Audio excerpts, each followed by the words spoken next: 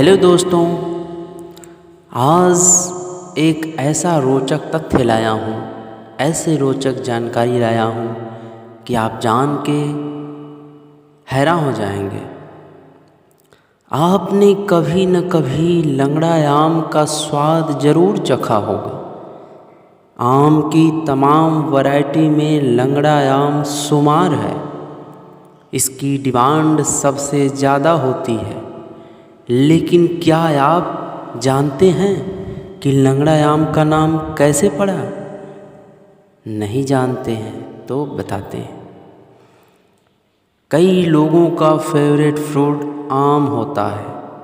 भारत के आम दुनिया भर में मशहूर हैं।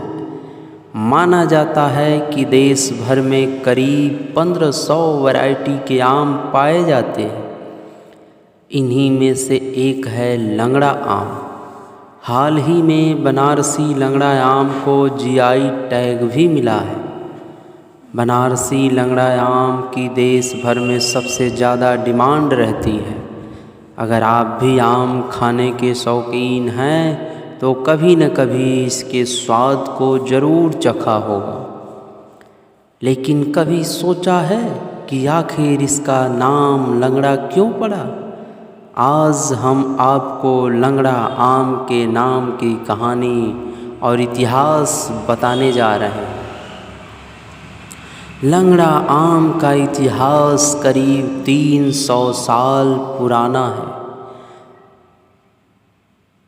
इसकी पैदावार की शुरुआत यूपी के बनारस से हुई थी। कहा जाता है कि बनारस के एक छोटे से शिव मंदिर में एक साधु आए। वो अपने साथ आम के 2 छोटे छोटे पौधे लेकर आए, जिन्हें उन्होंने मंदिर के पीछे लगा दिया। साधु रोजाना आम के पौधों में पानी दिया करते और उनका ख्याल रखते। साधु मंदिर में करीब 4 साल तक रहे। इस वक्त में पेड़ काफ़ी बड़े हो गए। जब आम की मंजरियाँ निकल आईं तो उन्होंने उसे तोड़कर भगवान शंकर पर चढ़ाया। साधु ने कहा कि उनका मंदिर में आने का उद्देश्य पूरा हो गया है। वो सुबह होते ही मंदिर से चलें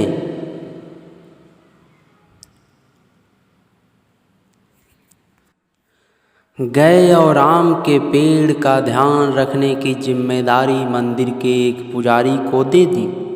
उन्होंने कहा कि जब पेड़ पर आम आ जाए तो उन्हें कई हिस्सों में काट कर भगवान शिव पर चढ़ा दें और भक्तों में प्रसाद के रूप में बांट दें।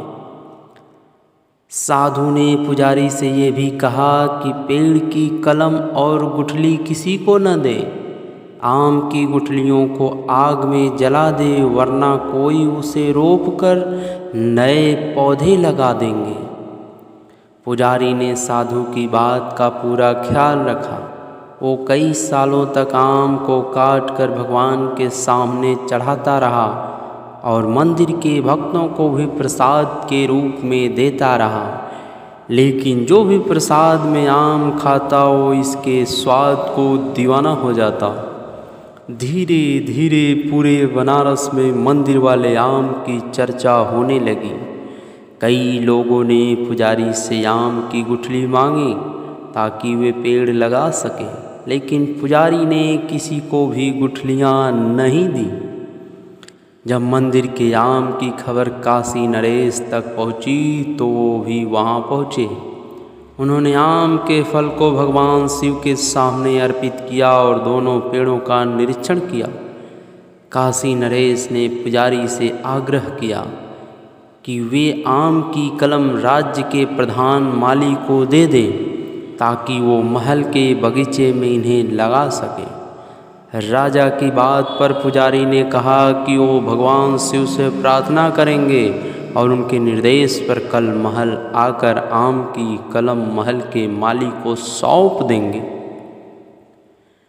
रात को पुजारी के सपने में भगवान शिव आए और उन्होंने आम की कलम राजा को देने के लिए कहा। दूसरे दिन पुजारी आम के प्रसाद को लेकर राजमहल पहुंचा। उन्होंने राजा को आम की कलम भी सौंप दी। काशी नरेश ने माली के साथ जाकर बगीचे में पेड़ों की कलमें लगाईं। कुछ ही सालों में ये पेड़ बन गए। धीरे धीरे पूरे रामनगर में आम के कई पेड़ हो गए। इसके बाद बनारस से बाहर भी आम की फसल होने लगी और अब देश भर में सबसे पॉपुलर आम की वैरायटी है।